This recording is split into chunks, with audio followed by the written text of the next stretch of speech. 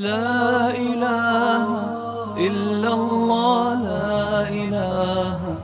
إلا الله ما لنا رب سواه۔ دوسری بات جو حضور پاک نے فرمائی وہ یہ ہے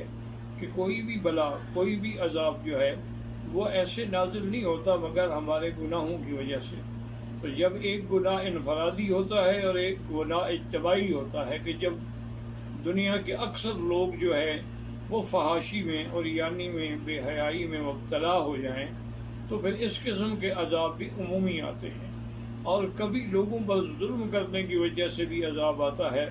اب آپ دیکھ لیں کہ ہم نے کشمیریوں کو 8 مہینے یا 9 مہینے سے لاک ڈاؤن کیا، اللہ نے پوری دنیا کو لاک ڈاؤن کر دیا ہے، تو اب آپ اس کا کیا حل کر سکتے ہیں؟ اور دوسری گزارش یہ ہے کہ میں اپنے تمام مسلمان بھائیوں سے اپیل کرتا ہوں کہ وہ گھبرائیں نہیں بلکہ اللہ کی طرف رجوع کریں، اور ہر مسلمان 2 رکعت نماز پڑھ کے،